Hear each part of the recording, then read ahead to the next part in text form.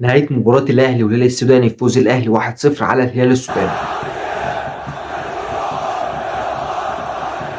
بسم الله الرحمن الرحيم. ماتش الأهلي والهلال السوداني في دوري أبطال أفريقيا. الأهلي فاز 1-0 على الهلال السوداني وخلص الماتش. نرجع بس وننجعص كده وناخد نفسنا من الماتش اللي احنا كنا لسه بنتفرج عليه ده، الماتش المقرف المخزي اللي ما كناش متوقعه انه هيحصل النهارده. نبدأ من الأول. تشكيلة 100%، تشكيلة 10/10، ما حدش يقدر يتكلم على التشكيلة. 10/10، كل واحد في مكانه إلا واحد. أكرم توفيق ما كانش يلعب. أنت معلش، أنت بتدافع قدام الهلال على أرضك وسط جمهورك ليه؟ أنا مش عارف. بس قلنا دي طريقته من ساعة ما جه، وهو بيلعب بثلاثة في نص الملعب، لازم يكون اتنين مدافعين ماشي، ما اختلفناش. نيجي بقى بسم الله الرحمن الرحيم كده للتشكيلة زي الفل.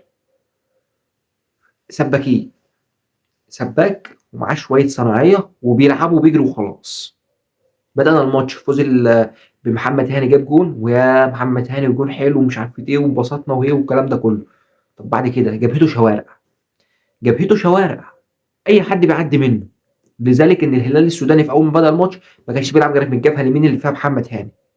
مفيش كرة خطيرة على محمد الشناوي، اي نعم، بس برضو الكرات بتقلق، كرات بتقلق. ده بالنسبة للجون الاهلي.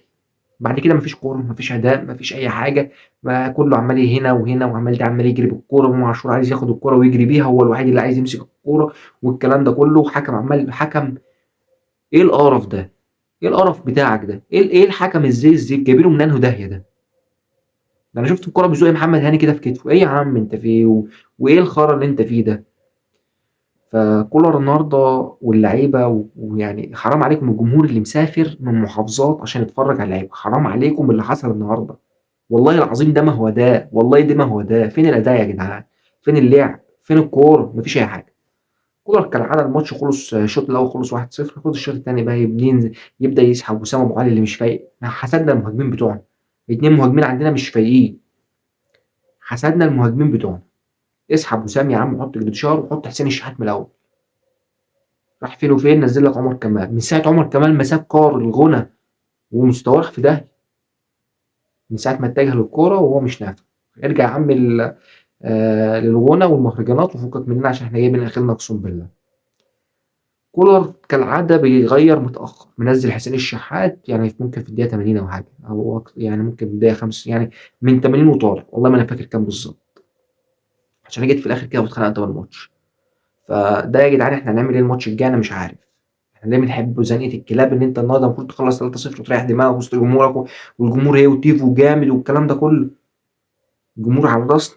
تيفو النهارده اول مره، ايوه ايوه كده، اول تيفو يتعمل من فتره. فصحصحوا معانا شويه عشان اللي جاي صعب. انت عندك ماتش الهلال بعد كده في موريتانيا، مش هيبقى سهل عليك خالص وانت فايز 1-0 حزين. 1-0 حزين. الماتش اللي بعده ماتش بيراميدز اللي ماسكه الجيش الملكي النهارده 4-1.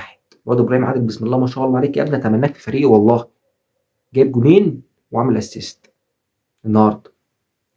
فانتوا تعملوا الفتره الجايه بالاداء زي الزفت ده؟ انا مش عارف. لو كولر ما انتش قد المسؤوليه امشي، عشان احنا داخلين على كاس العالم مش عايزين يبقى شكلنا وحش. امشي، مش عايزين يبقى شكلنا وحش. فهو معانا وصحصحه عشان احنا جايبين اخرنا.